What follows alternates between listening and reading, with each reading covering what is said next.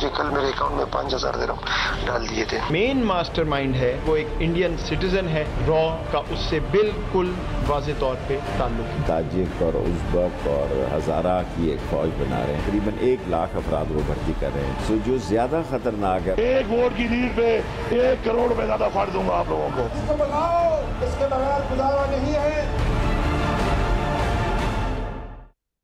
अस्सलाम वालेकुम, पाकिस्तान टुडे के साथ मैं हूं सैयद समर अब्बास। नाज़रीन, आज वज़ीर-ए-आज़म के मुआविन ख़ुसूसी बराए कौमी सलामती वही यूसुफ साहब ने ये इंकशाफ किया है कि जो लाहौर का धमाका था पहले ही इसमें चीज़ें सामने आ चुकी थी, लेकिन उन्होंने इंकशाफ ये किया कि किस तरह से एक पूरे मुनज़्ज़म तरीके से भारतीय खुफिया एजेंसी रॉ लाहौर के जॉर्ज टाउन धमाके के पीछे थी और किस तरह से पूरी प्लानिंग हुई, वो तमाम तफसीलात आज सामने आई। और इसमें अहम चीज़ ये बताई गई कि जब ये अटैक हुआ उसके बाद भारत की तरफ से साइबर अटैक्स हुए पाकिस्तान के इन्वेस्टिगेशन के सिस्टम पे, ताकि इन्वेस्टिगेशन का निज़ाम हमारा जो है वो धर्म भरम हो जाए और जो हमलावर हैं उनको फ़रार होने का मौका मिल जाए। और इस तमाम चीज़ों के शवाहिद जो हैं वो हुकूमत पाकिस्तान के पास, हमारे इदारों के पास मौजूद हैं। और इसके साथ साथ नाज़रीन, अब अफ़गानिस्तान के अंदर भी जो सूरत हाल बन रही है उसमें वहाँ की सूरत हाल से भारत किस तरह से मज़ीद फ़ायदा उठा सकता है, पाकिस्तान के ख़िलाफ़ किस तरह का फ़ायदा उठा सकता है और हमें क्या करने की ज़रूरत है। और प्राइम मिनिस्टर ने आज ये कहा है कि ये तमाम शवाहिद हम दुनिया के साथ शेयर करेंगे, दुनिया को उस पर एक्शन लेना चाहिए। किस तरह का एक्शन हम एक्सपेक्ट कर रहे हैं, चूँकि पहले हमने डोजियर भी दिया था नवंबर में, कोई एक्शन भारत के ख़िलाफ़ नहीं हो सका। नाज़रीन, इसके अलावा आप आज के प्रोग्राम में बात करेंगे कि पीपल्स पार्टी के PDM से निकलने के बाद आज PDM का दूसरा राउंड जो है वो हुकूमत के ख़िलाफ़ तहरीक का शुरू हो चुका है सवात में जलसे से। लेकिन शहबाज शरीफ साहब हैं मरीम नवाज़ साहिबा की जगह पर और बिलावल इसमें मौजूद नहीं है जलसे के अंदर, चूँकि पीपल्स पार्टी निकल चुकी है। ANP इस PDM के अंदर नहीं है। तो अब जो PDM है, पहले ही गवर्नमेंट का कुछ नहीं बिगाड़ सकी, अब PDM क्या कर पाएगी। और नाज़रीन, हम बात करेंगे आज़ाद कश्मीर के इंतखाबात की भी कि अलीमीन गंडापुर साहब तो वहाँ पे ये ऐलान करते आ रहे हैं कि 1 वोट की लीड होगी तो 1 करोड़ रुपए फंड्स में मिलेंगे। इलेक्शन कमीशन ने आज़ाद कश्मीर के इस पर नोटिस लिया है। क्या इलेक्शन कमीशन आज़ाद कश्मीर रोक पाएगा वफाकी वज़रा को आज़ाद कश्मीर में कैंपेन करने से? ये तमाम मौज़ूआत आज के प्रोग्राम में डिस्कस होगा। हमें प्रोग्राम में ज्वाइन किया है मुशर्रफ ज़ैदी साहब ने, सीनियर तज्ज़ियाकार हैं। प्रोग्राम में हमें ज्वाइन कर रहे हैं सलीम साफ़ी साहब, सीनियर साफ़ी और तज्ज़ियाकार हैं। और lieutenant general retired Amjad Shoaib साहब दिफाई तज्ज़ियाकार हैं। प्रोग्राम में आगे चल के वज़ीर ख़ारजा शाह महमूद कुरैशी साहब भी प्रोग्राम में हमें ज्वाइन करेंगे। उनसे हम जो हुकूमत पाकिस्तान की पॉलिसी या ख़ारजा महाज पे जो चैलेंजेस हैं और अब जो भारत की तरफ से शवाहिद सामने आए हैं, इस पर मज़ीद हम क्या करने जा रहे हैं, ये भी उनसे हम जानेंगे। पहले बात कर लेते हैं जो आज शवाहिद सामने आए। और डॉक्टर मोहित यूसुफ साहब ने बताया कि भारत इस सारे मामले में जो ताने बाने हैं वो भारतीय खुफिया एजेंसी रॉ के साथ मिल रहे हैं। डिटेल्स उन्होंने शेयर की, वो ज़रा सुन लीजिए। जो मेन मास्टरमाइंड है वो एक इंडियन सिटीजन है, रॉ का उससे बिल्कुल वाज़ेह तौर पे ताल्लुक है। जिस दिन ये अटैक हुआ है, हजारों कोऑर्डिनेटेड साइबर अटैक्स हुए हैं हमारे इन्वेस्टिगेशन के इंफ्रास्ट्रक्चर पे। इसलिए किए गए कि जो हमारी इन्वेस्टिगेशन है, जो नेटवर्क को हम आइडेंटिफाई कर रहे हैं दहशतगर्दी के, वो फाल ना हो सके और टाइम इतना मिल जाए कि ये नेटवर्क इधर उधर हो जाए और वहां से निकल जाए। जी, आपने सुना कि किस तरह से भारत की तरफ से पूरा जो है प्लानिंग की गई, कोऑर्डिनेट किया गया पूरा अटैक, और उसके बाद जो साइबर अटैक्स हुए हमारे सिस्टम के ऊपर ताकि दहशतगर्द फरार हो सकें। इस पे क्या कहेंगे? अब जो हम कर रहे हैं ये सारी तफसीलात सामने ले आए हैं, दुनिया के सामने रखेंगे, उससे क्या फ़र्क पड़ेगा? तो सलीम साफ़ी साहब ज़रा बताइएगा कि क्या अब मुख्तलिफ हो जाएगा? इससे पहले भी हम डोजियर शेयर कर चुके हैं दुनिया के सामने। प्राइम मिनिस्टर ने कहा कि दुनिया इस पर एक्शन ले। जो भारत के एक रॉक स्टेट का रोल जो भारत प्ले कर रहा है, कोई एक्शन एक्सपेक्ट करना चाहिए हमें?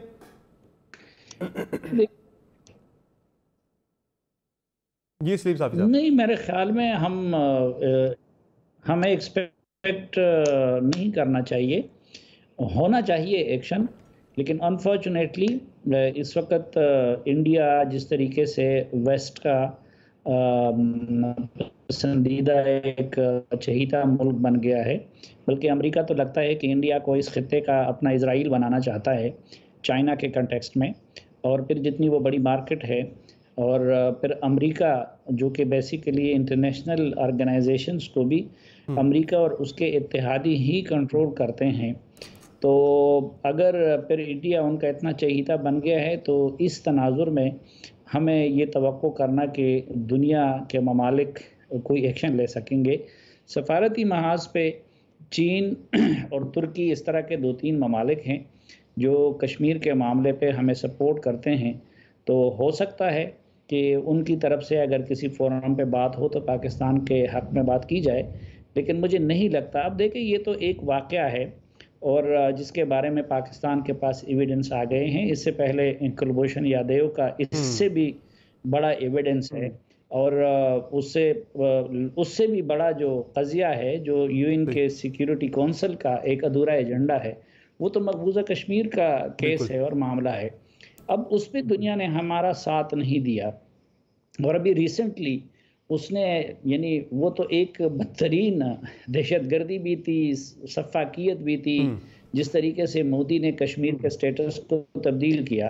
तो आपने देखा कि उस मसले पे हमारे अरब दोस्तों ने भी हमारी हिमायत नहीं की। तो मेरे ख्याल में इस वक्त पाकिस्तान जिस तरह एक लिहाज से सफारती तन्हाई का शिकार है और फिर हमारी हुकूमत या उसकी खारजा जो वज़ारत खारजा भी इस काबिल नहीं है इन दिनों में कि वो अपने हक़ में लॉबिंग कर सके।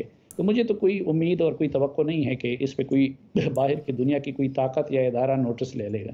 ठीक है जरर साहब, हम अपनी स्ट्रेटेजिक लोकेशन का बड़ा इस पे हमें फ़ख्र होता है कि बड़ी हमारी अहम स्ट्रेटेजिक लोकेशन है दुनिया के नक्शे में। पाकिस्तान बड़े अहम नुक्ते, एक अहम पॉइंट पे वाक़ है और सारी दुनिया जो है वो पाकिस्तान पे ही बड़ा इन्हिसार है इस पूरे खित्ते के अंदर। जो भी इसने कोई एडवेंचर करना या जाए, जो भी मामलात हैं दफाई एतबार से, लेकिन क्या वजह है कि क्यों हमारी बात नहीं मानी जाती? हम इतना इंपॉर्टेंट डोजियर नवंबर में लेकर आए थे जिसमें भारत की तरफ से टेररिस्ट ट्रेनिंग कैंप्स रन करना, टेरर फाइनेंसिंग करना, पूरा एक मुनज़्ज़म हम जो भारत की तरफ से प्लान था पाकिस्तान के खिलाफ दहशतगर्दी का, वो सामने लेकर आए।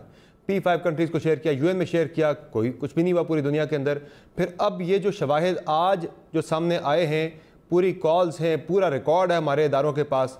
प्राइम मिनिस्टर कह रहे हैं कि दुनिया इस पर एक्शन ले, जो सलीम साफ़ी साहब कह रहे हैं कि एक्शन लग नहीं रहा कि लिया जाए। क्या वजह है, क्यों ये दोगला में आ रहा है? पाकिस्तान पे फैटफ की तलवार लटक रही है लेकिन भारत को कोई नहीं पूछता। बिस्मिल्लाहिर्रहमानिर्रहीम। देखिए, जहाँ तक आपकी स्ट्रेटजिक लोकेशन का आप बात कर रहे हैं वो बिल्कुल है, लेकिन इसी पे एक कॉन्फ्लिक्ट बन गया है।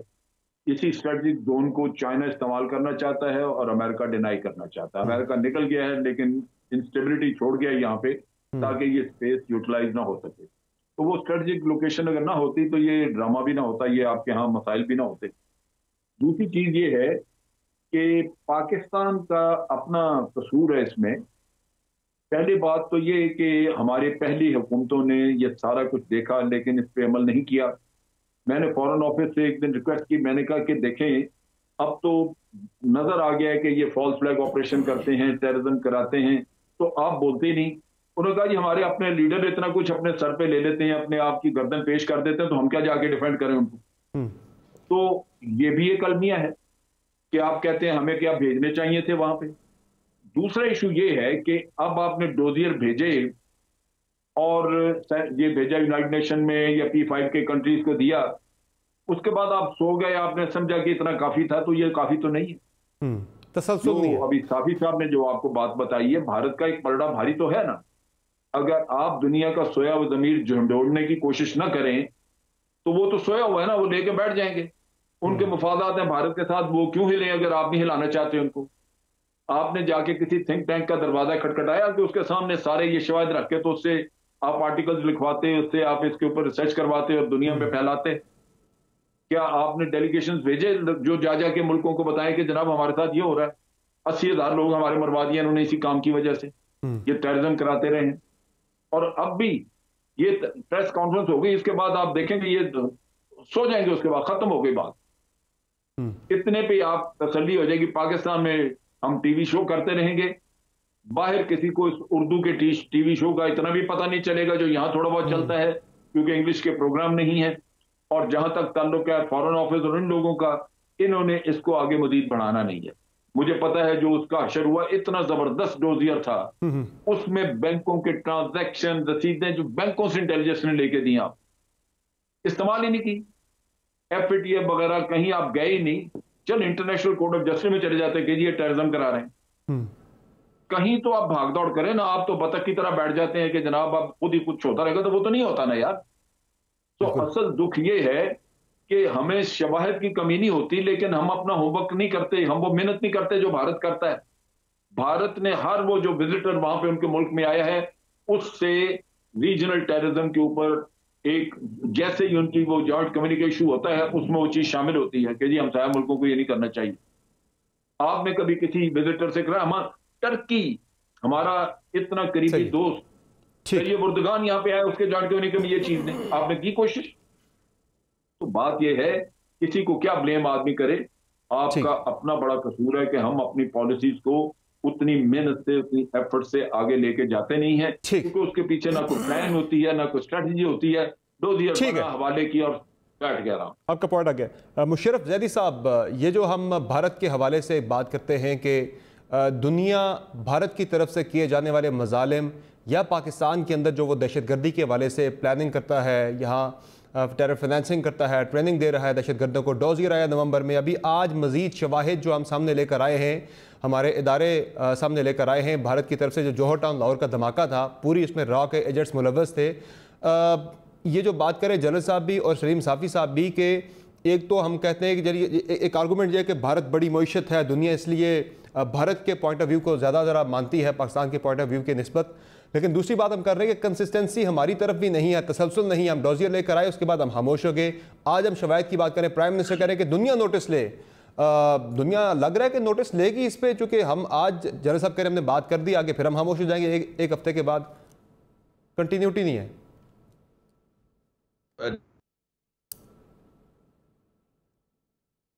जी मुशर्रफ भाई, राब्ता मुनक़ता हो गया मुशर्रफ ज़ैदी साहब से हमारा, दोबारा उनसे राब्ता बहाल करते हैं और उनसे जानने की कोशिश करेंगे कि इस पर अब क्या होना चाहिए, क्या हम डिफरेंट रिजल्ट्स एक्सपेक्ट कर सकते हैं जब एक ही तरीका कार है हमारा, हम कुछ चीज़ होती है सामने लेकर आते हैं, वक्ती हमारी तरफ से एफर्ट होती है, लेकिन बाद में जाके फिर हम उस चीज़ पे भूल जाते हैं, खामोश हो जाते हैं, सुस्त हो जाते हैं, फिर हम रिजल्ट्स डिफरेंट एक्सपेक्ट करते हैं, क्या वो आ सकते हैं या नहीं। अच्छा, इस पर मुशर्रफ ज़ैदी साहब की तरफ दोबारा हम जाते हैं, राब्ता बहाल होता है। सलीम साफ़ी साहब, एक और बड़ा इंपॉर्टेंट एस्पेक्ट है, वो है अफगानिस्तान का। ज़ाहिर है जितनी दहशतगर्दी पाकिस्तान के अंदर भारत करवाता रहा है, नेटवर्क जहाँ पे टेरर फाइनेंसिंग होती रही, टेरर नेटवर्क चलाता रहा, वो वाया अफगानिस्तान चलता रहा। अब अफगानिस्तान के अंदर जो खाना जंगी है उसको भारत किस तरह से एक्सप्लॉइट कर सकता है पाकिस्तान के खिलाफ, और हमें क्या करने की ज़रूरत है, चूँकि आज भी जो इसमें दहशतगर्द ईद गुल था वो भी अफगान शहरी निकल आया है। ज़रा इसकी डिटेल्स भी शेयर किए मोहित यूसुफ साहब, मैं चाहता हूँ ज़रा वो भी पहले सुना दीजिए नाज़रीन को। ये सुनाइए। ईद गुल की जो ओरिजिन है वो अफगानिस्तान है, उसके बाद ये यहाँ पे रहा, यहाँ पे पला बसा, पाकिस्तान का आईडी कार्ड भी इसके पास है। अब ये शख्स जो है ये किसी कैंप में नहीं, पाकिस्तान में आम पंजाब में रह रहा था, तो इसलिए बजाय हम पे उंगली उठाने के हम ये चाहते हैं कि जो बैनुल अक़वामी कवानीन के मुताबिक तरीका है उनकी डिग्निफाइड रिटर्न का वो हो। जी सलीम साफ़ी साहब, ये जो अफगानिस्तान वाला पहलू है, मज़ीद अब वहाँ से ये खदशा ज़ाहिर किया जा रहा है कि 7 से 10 लाख मुहाजिरीन मज़ीद आ सकते हैं। पहले भी ये जो टेररिस्ट पकड़ा गया ये भी अफगानिस्तान का शहरी था, पाकिस्तानी शनाख्ती कार्ड भी था उसके बाद। बाय द वे, क्या करना चाहिए हमें? देखिए, आम अफगान महाजिर कभी भी मसला नहीं रहा। असल में वो जब कोल्ड वार का ज़माना था तो उस वक़्त भी हमने ये देखा कि अब हम जैसे लोगों को तो पिस्टल का लाइसेंस नहीं मिल सकता था, लेकिन जो अफ़गान मुजाहिदीन के लीडर्स होते थे उनको क्लाशनकोपों की भी इजाज़त होती थी, वो दर्जनों गार्ड्स के साथ आज़ादी के साथ फिरते थे। और इसी तरह मसलन अभी भी आम अफ़गान फ़ौजी महाजिर या आम पाकिस्तानी को भी बड़ी मुश्किल से इस तरह की चीज़ें मिलती हैं। लेकिन बहुत सारे लोगों ने पाकिस्तान के अंदर, अफ़गानियों ने कंप्यूटराइज शनाख्ती कार्ड भी बनाए हुए हैं, पासपोर्ट भी बनाए हुए हैं, तो उसमें तो नहीं जाते। और इसी तरह अगर इसमें एक रिफ्यूजी अफ़गान मुलव्वस है तो बहुत सारी चीज़ों में हमारे कितने पाकिस्तानी हैं, अल्ताफ़ हुसैन जैसे, जो कि बैरून मुल्क जाके बैठ के पाकिस्तान के ख़िलाफ़ सब कुछ कर रहे हैं। या फिर आप देखें कि बलोच मिलिटेंट के कुछ जो सरबराह हैं, या बैतुल्ला महसूद और हकीमुल्लाह महसूद और मौलाना फजलुल्लाह और ये लोग जो इस रियासत के ख़िलाफ़ लड़ रहे थे, तो वो भी तो पाकिस्तानी ही थे। तो उसमें पढ़ने की बजाय असल में रूट काजेज की तरफ जाना चाहिए। ठीक। और रूट काजेज जिसकी तरफ इससे पहले भी इशारा किया गया कि एक तो हमारी माजी की पॉलिसियां हैं जो कि अभी अपना जो कांटे हमने उगाए थे, तो अब जाहिर है कि वो इस रियासत को और इसको चलाने वालों को आंखों के पलकों के ज़रिए उनको चुनना पड़ रहा है। जो अफगानिस्तान की सूरत हाल है तो कॉमन सेंस की बात है कि वहाँ पे अगर स्टेबिलिटी होगी, अमन होगा। मसलन आज अगर ईरान से पाकिस्तान में कोई मुदाखलत होती है या चीन से कुछ होता है तो वो मुनज़्ज़म रियासतें हैं, हम उनको शिकायत लगा सकते हैं। बिल्कुल। लेकिन जब अफगानिस्तान से होती है तो वो रियासत के पास उज़र होता है कि यार वहाँ पे तो मेरा कंट्रोल नहीं है। और फिर जब वहाँ पे खाना जंगी होगी तो जब तंदूर गर्म होता है उसमें तो हर कोई आके अपनी रोटियां लगा लेता है। और हिस्टोरिकली इंडिया को जब भी मौका मिला है उसने अफगान सरजमीन को हमारे खिलाफ इस्तेमाल किया है। तो वहाँ पे अब अगर इंतशार होगा तो इंडिया हो या कोई भी दूसरा पाकिस्तान मुखालिफ मुल्क हो, ठीक है। लेकिन अब ज़ाहिर है इस पर हमें करना क्या है मुशर्रफ ज़ैदी साहब, हमें क्या करना है? एक चैलेंज हमारे पड़ोस के अंदर एक बड़ा एक क्राइसिस है वो ब्रू कर रहा है, इंडिया उससे फ़ायदा उठा सकता है इंस्टेबिलिटी से बहुत ज़्यादा। और अभी आपने देख भी लिया जॉर्ज टाउन का वाक़या। हमें क्या करने की ज़रूरत है इससे बचने के लिए ताकि ये सारा चैलेंज जो है पाकिस्तान के लिए एक बड़ा ख़तरा बन के दोबारा सामने ना आए? देखिए, सबसे अहम बात यह है कि बजाय अपने आप को छोटा मुल्क समझ के और डिफेंसिव पोस्चर के बजाय एक प्रोएक्टिव अप्रोच होनी चाहिए। और उस प्रोएक्टिव अप्रोच का सबसे अहम हिस्सा जो है ना, जो बड़ा होता है उसकी बड़ाई अगले को छोटा दिखाने में कभी नहीं होती। बड़े की बड़ाई हमेशा छोटे को बड़ा करने में होती है। ये उसूल जो है ये खास तौर पे पाकिस्तानी सकाफत में, अगर आप बड़े भाइयों और आपके छोटे बहन भाइयों तब भी आपको पता होगा, अगर आपने कभी गाड़ी चलाई हो और सड़क पे कोई गड़बड़ हुई हो तब भी आपको पता होगा, अगर आपने किसी मदरसे में कुछ भी या स्कूल में कुछ पढ़ा होगा अपने दीन के बारे में तब भी पता होगा। लेकिन बड़े अफसोस के साथ कहना पड़ता है कि पता नहीं क्या वजह है, एक पिछले दौर में और शायद वजूहात थी, लेकिन इस दौर में हम ये देखते हैं कि हर छोटी चपेड़ का जवाब जो है वो बड़ी बड़ी गालियां और बड़ी बड़ी चपेड़ें। मैं एक आपको एग्जांपल देता हूं। अफगान हुकूमत में इस वक्त जितने लोग हैं वो इंतहाई डेस्परेट हैं, इंतहाई डेस्परेट, इंतहाई डरे हुए और इंतहाई शिकस्त जो है उनको सामने नजर आ रही है। वहां से कोई भी मनफी बयान आता है, और बाय द वे पाकिस्तान के लिहाज से हमें यह पता होना चाहिए कि सिर्फ और सिर्फ मनफी बयानात आएंगे। वहां से कोई मनफी बयान आता है, यहां से जो है फॉरेन ऑफिस जो है वो एक पेपर निकाल देता है, एक प्रेस रिलीज निकाल देता है, शाह महमूद कुरैशी उसका जवाब देने पे आ जाते हैं। देखें, इस तरह से अफगानिस्तान के मामलात नहीं हैंडल होंगे। जो असल में अफगानिस्तान को समझने और पहचानने वाले लोग हैं पाकिस्तान में, उसमें फॉरेन ऑफिस के पुराने लोग भी शामिल हैं, नए लोग भी शामिल हैं, फौज में भी ऐसे लोग हैं जो ये समझते हैं कि अफगानिस्तान के अंदरूनी मामलात जो है जितना भी पाकिस्तान कुछ कर ले वहां पे कुछ ना कुछ गड़बड़ जरूर रहेगी। लेकिन पाकिस्तान के पास कुछ ऐसी कुव्वतें हैं, कुछ ऐसी ताकत है, कुछ ऐसे एडवांटेजेस हैं जो वो बहुत आसानी से इस्तेमाल कर सकता है। इसलिए नहीं कि अफगानों को अफगानिस्तान की प्लेस में डाला जाए, कि उनको छोटा दिखाया जाए, कि उनसे बदला लिया जाए। अगर कोई उनका ऑफिशियल जो है बकवास करता भी है तो उसका जवाब देने या बदला लेना जो है वो जरूरी नहीं है। अगर बॉर्डर पे कोई चीज होती है तो उसका भी tooth for tooth, nail for nail जवाब देना जरूरी नहीं है। हर मनफी बयान पे बॉर्डर क्लोज कर देना या अफगान ट्रांजिट ट्रेड पे काम ना करना या छोटी छोटी चीजों पे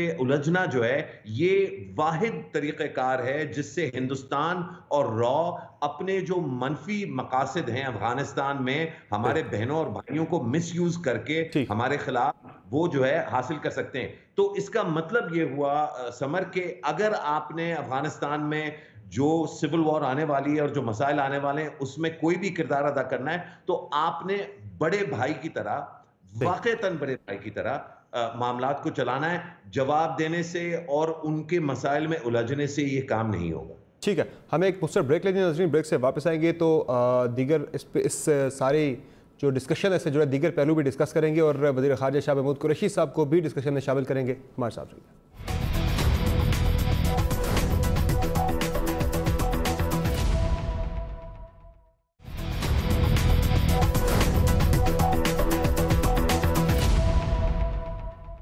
वेलकम बैक द शो नाज़रीन। ब्रेक से पहले बात हो रही थी भारत की पाकिस्तान के अंदर दहशतगर्दी की कार्रवाई में मुलव्वस होने की और अफ़गानिस्तान की बिगड़ती सूरत हाल की, और उससे भारत किस तरह से फ़ायदा उठा सकता है। पाकिस्तान के अंदर मज़ीद अदम इस्तेहकाम की उसकी जो कोशिशें हैं उन्हें तेज़ करने के लिए जनरल साहब, जो हमारी एफ़र्ट्स हैं अफ़गानिस्तान की तरफ से दहशतगर्दी का फ़्लो रोकने के लिए, वहाँ से जो दहशतगर्दों की इस तरफ फ़्लो को रोकने के लिए जो हमने बॉर्डर फेंसिंग की है, 80% से ज़्यादा अफगान बॉर्डर हमने सील कर दिया है, ये कितना हेल्पफुल साबित होगा और इसके अलावा मज़ीद हमें क्या करने की ज़रूरत है और ये कितना हेल्पफुल होगा वहाँ से जो अफ़गानिस्तान के अंदर खाना जंगी के असरात, जो मनफी असरात है पाकिस्तान की तरफ आने से रोकने के लिए, और जो मुहाजिरीन आने वहाँ से 7 से 10 लाख एक्सपेक्टेड है आने वाले दिनों में आ सकते हैं, उनको रोकने के लिए क्या ये काफ़ी है जो इकदाम हमने इंतजाम किए हैं बॉर्डर पर?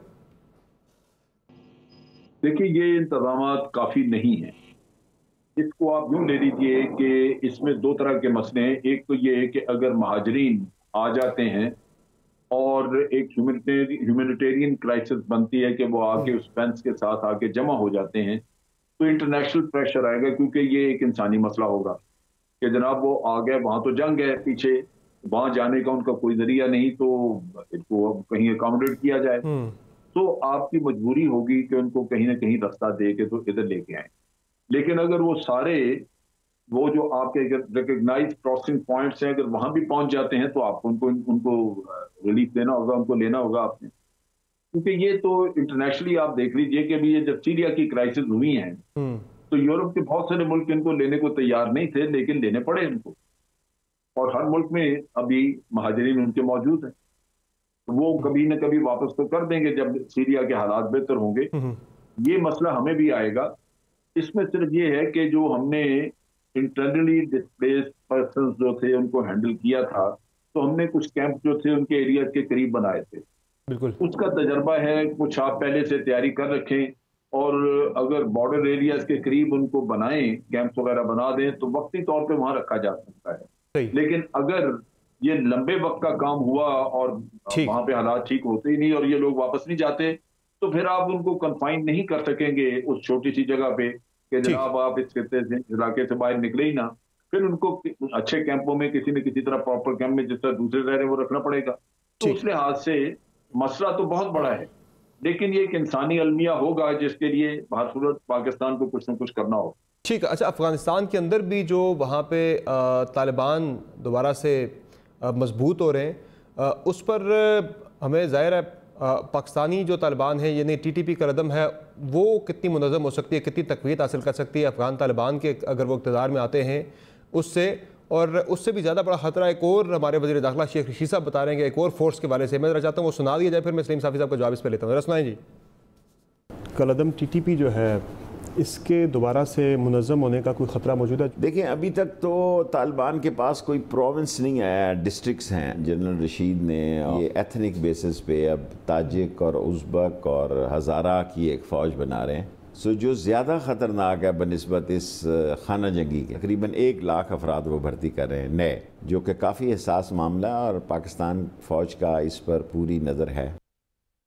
सलीम साफ़ी साहब, ये जो शेख रशीद साहब बता रहे हैं कि तालिबान से भी ज़्यादा ये जो ताजिक, उज़्बक और हज़ारा की 1 लाख से ज़ायद की मलेशिया जो तैयार हो रही है, कह रहे हैं वो ज़्यादा ख़तरनाक हो सकती है हमारे लिए। वाक़तन ये बड़ा ख़तरा है पाकिस्तान के लिए हो सकता है आने वाले दिनों में? देखिए, वो एक तो ज़ाहिर है कि उज़्बक है, ताजिक है, या वो रहते हैं अफ़गानिस्तान के शमाल में, और जो हज़ारा हैं वो रहते हैं अफ़गानिस्तान के वस्त में, सेंटर में। इसी तरह तुर्कमन वगैरह भी वेस्ट में रहते हैं। तो या अगर हेरात में कुछ ताजिक हैं इस्माइल खान के ज़रिए असर, तो वो तो ईरानी बॉर्डर के साथ है। तो ये जो मलेशिया बन रहे हैं वो खुद तालिबान का जो मुज़ाहिमत है वो लगता यही है कि अफ़गान आर्मी की बजाय वो इन मलेशियाज़ को करने होंगे। लेकिन मेरे ख़्याल में वो पाकिस्तान के लिए इसलिए कोई बड़ा थ्रेट इमीडिएट नहीं बन सकते कि दरमियान में तो यहाँ से लेके काबुल तक या फिर अफ़गानिस्तान के शमाल तक ये पूरा इलाका तो अफ़गान तालिबान के कंट्रोल में होगा। तो रशीद दोस्तम की मलेशिया को या फिर ताजिक मलेशिया को या फिर तुर्कमन और हज़ारा मलेशिया को फिर उस पूरे अफ़गानिस्तान में तालिबान के हाथ से होकर पाकिस्तान आना होगा। हमारे लिए थ्रेट अगर तो तालिबान के साथ ताल्लुकात ठीक नहीं रहते तो तालिबान फिर उस सूरत में हमारे लिए थ्रेट हो सकते हैं। माजी में तो हमें कुछ और बताया जाता रहा, लेकिन अगर आप देखें तो एक तो अगर उसी तरह का मजहबी एलिमेंट एक जगह पे अगर उनको पता मिलती है तो उसके नतीजे में दूसरी जगह के उसी तरह के अनासिर के को भी एक मॉरली बूस्ट मिलता है। हमारे यहाँ तो ये होता है कि अगर तुर्की में भी नजमुद्दीन अरबकान इलेक्शन जीत ले तो इधर जमात इस्लामी जश्न मनाने लग जाती है। ठीक है, बहुत शुक्रिया। अगर बहुत शुक्रिया आप तमाम मौजूद मेहमानों को अपने प्रोग्राम में कीमती वक्त दिया। जाहिर है अगर वहाँ से कोई फॉल आउट आता है पाकिस्तान के ऊपर तो हमारे आर्म फोर्सेज ने तो पहले भी दहशतगर्दों को शिकस्त दी है, दहशतगर्दी को शिकस्त दी है और हमारी आवाम ने भी इसमें बड़ा अहम किरदार अदा किया। हमें दोबारा से विजिलेंट रहने की ज़रूरत है इस तरह के चैलेंजेस से मजीद निमटने के लिए। प्रोग्राम में ब्रेक लेंगे, ब्रेक से वापस आएंगे तो वज़ीर ख़ारजा शाह महमूद कुरैशी साहब से बात करेंगे, हमारे साथ रहेंगे।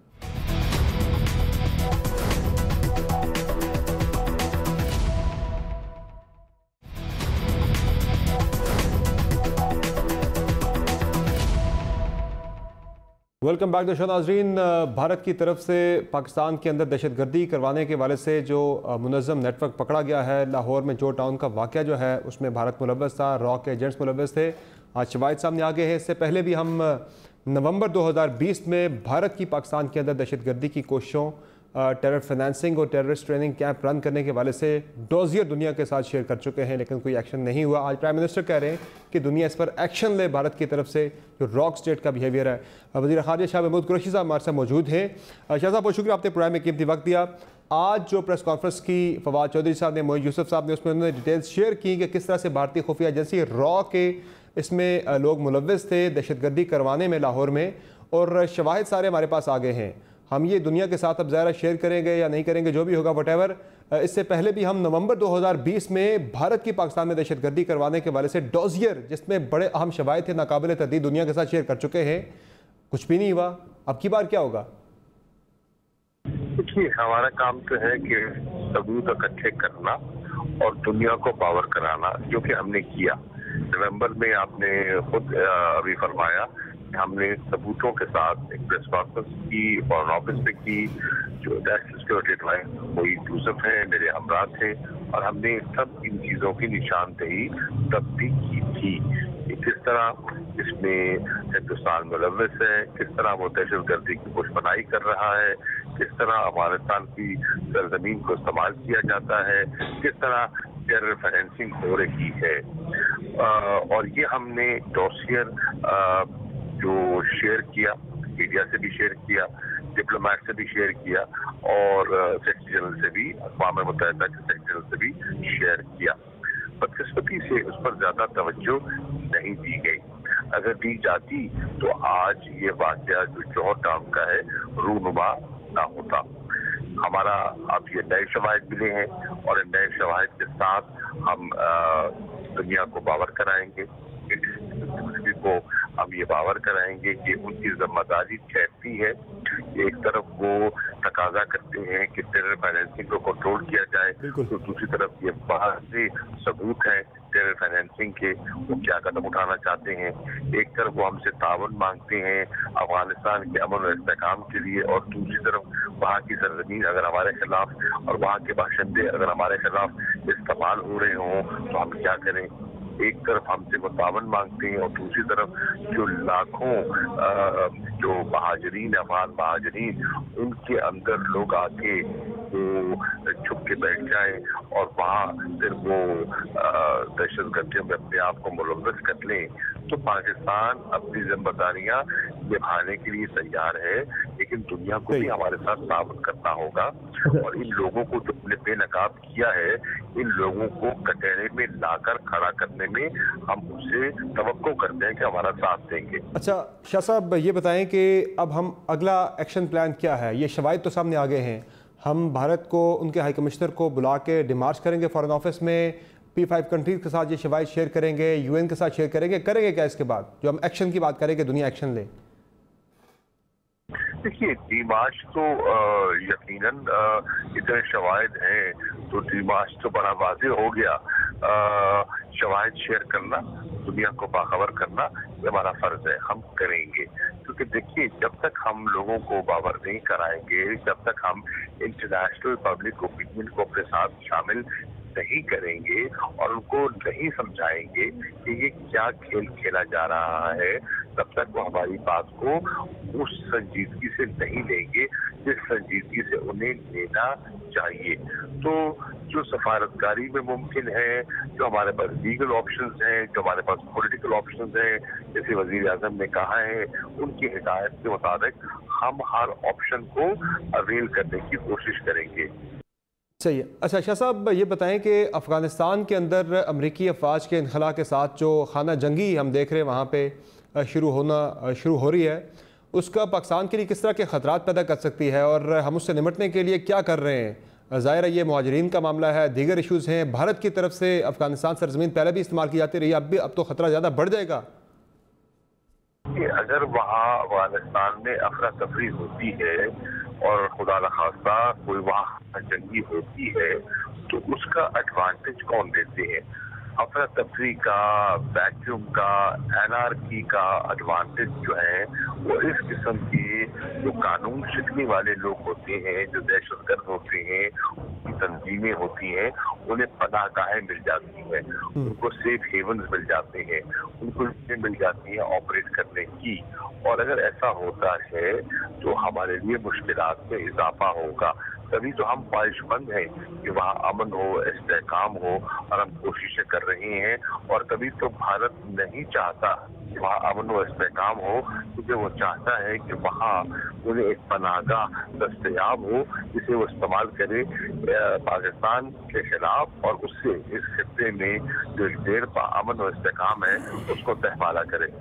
अच्छा शाह साहब, एक और बड़ा अहम मामला है, हमारी खारजा पॉलिसी में इतनी इनकन्सिस्टेंसी क्यों है कि हम नवंबर 2020 में इतना इंपॉर्टेंट डोजियर लेकर आते हैं जिसमें नाकाबिल तदीद शवाहिद है भारत की पाकिस्तान के अंदर दहशतगर्दी करवाने में मुदाखलत के हवाले से, फिर हम एक महीना हम इंटरनेशनली उस पर करते हैं कैंपेन, फिर हम खामोश हो जाते हैं, फिर मार्च 2021 में आके हमारी भारत के साथ बैक चैनल डिप्लोमेसी शुरू हो जाती है और फिर वहाँ से दोस्ती का पैगाम भी आ जाता है। फिर हमारे जो कौमी सलामती के मुआवन खसूसी हैं उनकी भारतीय काउंटर पार्ट के साथ मुलाकात की खबरें भी सामने आती हैं, फिर अब ये वाक़या होता है जो टाउन का, फिर हम दोबारा से सबूत लेकर आते हैं। क्या वजह है इतनी इनकंसिस्टेंसी क्यों हमारी पॉलिसी के अंदर? दुनिया कैसे सुनेगी हमारी बात को? देखिए, पहली बात तो है कि कोई कंफ्यूजन नहीं है हमारी पॉलिसी में। हमारी पॉलिसी पहले दिन से ये थी कि गुफ्तो शुनीद से अगर मामलात आगे बढ़ सकते हैं उन्हें बढ़ाना चाहिए। पहले दिन से हमारी पॉलिसी जो है अमन की है। हमने ये पैगामात भी दिए, वज़ीर आज़म ने कहा आप एक कदम आगे बढ़ाएं अमन के लिए, हम 2 बढ़ाने के लिए तैयार हैं। इसका ये मतलब नहीं है कि पॉलिसी की अमन की पॉलिसी को बरकरार रखते हुए अगर हमारे पे कोई वार होता है, हमारे खिलाफ कोई कार्रवाई होती है, तो हम उसको की वारदात को बेनकाब न करें। इससे पॉलिसी की खिलाफवर्जी नहीं हो रही, बल्कि हिंदुस्तान का जो दोगलापन है, उनके जो 2 चेहरे हैं वो बेनकाब हो रहे हैं। ठीक है, बहुत शुक्रिया शाह साहब, आपने प्रोग्राम में कीमती वक्त दिया। आपने तफसीली गुफ्तगू मुलाहिजा की वज़ीर ख़ारिजा शाह महमूद कुरैशी साहब की। यकीनी तौर पर अब जो दोबारा हमारे पास नाकाबिल तदीद शवाहिद आए हैं भारतीय खुफिया एजेंसी रॉ के लाहौर के अंदर दहशतगर्दी के वाक़े में मुलव्वस होने के, इस पर हमें 1 हफ़्ता 2 हफ़्ते कैंपेन करके पूरी दुनिया के सामने ये मामला उठा के खामोश नहीं होना, बल्कि हमें अपनी खारजा पॉलिसी के अंदर कंसिस्टेंसी लेकर आनी है। तसलसल के साथ ये मामलात पूरी दुनिया के सामने उजागर करते रहना है। वज़ारत ख़ारजा का इसमें बड़ा अहम रोल बनता है। प्रोग्राम में एक ब्रेक लेंगे, ब्रेक से वापस आएंगे तो बात करेंगे आज़ाद कश्मीर के इंतखाबात के हवाले से कि वफाकी वज़रा आज़ाद कश्मीर के अंदर इंतखाबात से पहले जो कैंपेन कर रहे हैं उसमें किस तरह के वादे किए जा रहे हैं और आज़ाद कश्मीर के इलेक्शन कमीशन ने किस तरह का नोटिस लिया, उस पर बातों की ब्रेक के बाद हमारे साथ रहेगा।